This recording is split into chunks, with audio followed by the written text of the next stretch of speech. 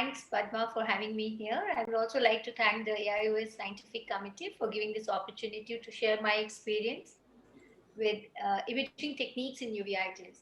I'll be talking about fundus fluorescein angiography and indocyanine beam angiography. So, as we have all seen through the talk since morning, uveitis we all know anterior, intermediate, posterior, and pan uveitis.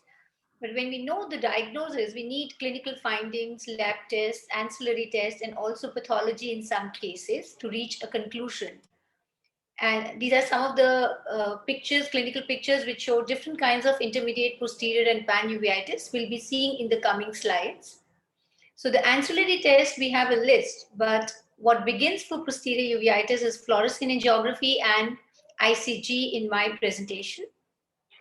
Fluorescein angiography, it includes an orange dye, which absorbs light in the blue spectrum and emits green light. The compound is 80% bound, we know, and 20% is unbound.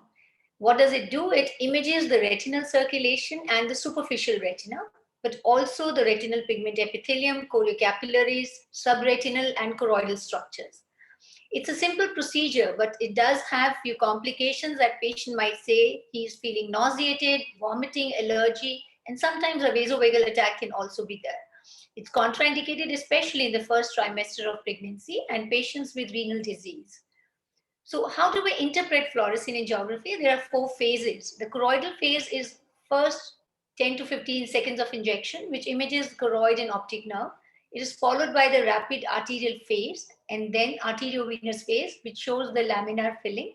And then there is a recirculation phase, and it's usually completed by 10 minutes.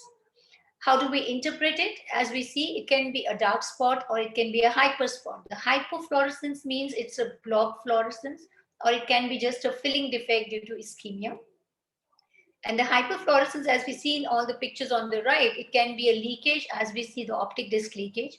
It can be staining of the vessels. It can be pooling in the subretinal space, or it can be an increased transmission, as we see in this, and abnormal vessels neovascularization. So the clinical applications, I would just compile, it shows optic disc inflammation, macular edema, retinal vasculitis, neovascularations, and few others. Let's see through the slides. It confirms a clinical diagnosis. And how is that? This is a patient with serpiginous choroiditis, which is the inflammation of the inner choroid and RPE. And what we see in the early phase is a hypopatch followed by a hyperpatch. This is a patient with VKH disease. It's a classical thing where we see small hypospots and then pooling in the late phase, and it's a glassy pattern of hyperfluorescence. Similarly, sympathetic ophthalmia, what we see is pinpoint hyperfluorescent lesions in the early phase, and this is called a starry night, and then again pooling in the late phase. So these are quite classical features of both VKH and sympathetic ophthalmia. How about toxoplasmic retinochoroiditis? Do we really need to do an FA in these patients?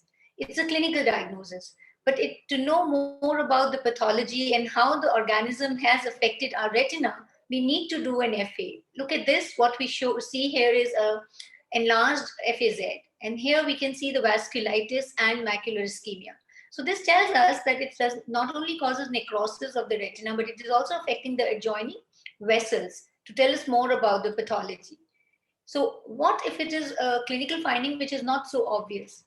How about this VKH? It's a fundus which is absolutely a sunset. We don't know what's going on in the macula. Patient complains of decreased vision, and what we see here is a macular edema, cystoid pattern.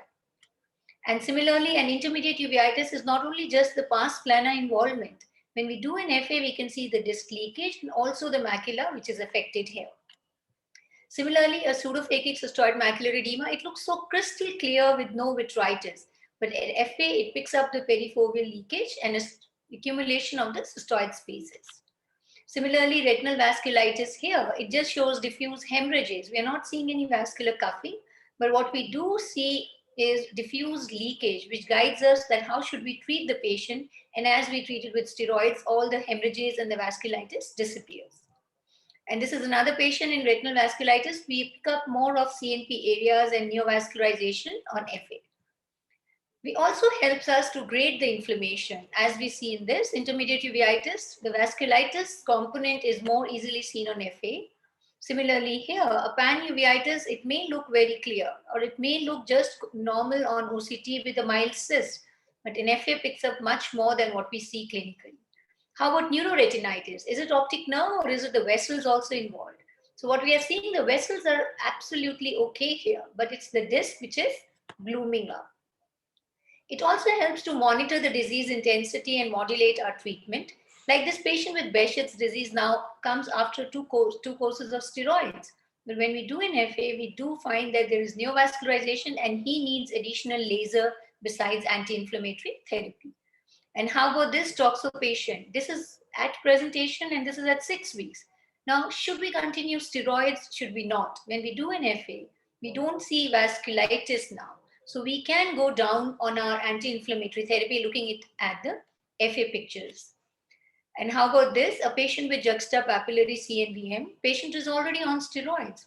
But now what next should we do? So when we do this FA, we can see blooming in the late phase, a classically active papillary CNVM. So we need to give anti-VEGF here besides anti-inflammatory therapy. And how about this patient? Do we always need to treat the patient? I think no. When we do an FA and we just see these window defects and RP alterations with no leakage through the vessels or the disc, we can stop our anti-inflammatory therapy. So what next? It is the ICG, which is actually, it fluoresces at a longer wavelength and it penetrates the RPE to visualize choroid. It is read in two phases, early, middle phase and the late phases, and primarily for the choroidal lesions. As we see here, this is a patient of serpiginous like choroiditis. The right eye was normal now, healed, but he comes after 7 years with active lesions in the left eye. And what we see is much more, as we see on the bottom right, much more lesions on ICG than what we see on FA. Here's another patient with choroidal granuloma, which see 2 lesions on fundus ophthalmoscopy, another 2 on FA. But what we can see is more hyperlesion on the ICG picture. And this is, in conclusion, I would say that these are the investigations which are important tools for intermediate, posterior, and pan-uveitis. Gives always a better understanding of the disease pathology, and it helps in monitoring our diseases and guides us definitely to treat our patients. How much is the dose of steroids and how much should we give the immunomodulatory therapy? So these are basic tools, but very important in a uveitis clinic. Thank you so much for your patience.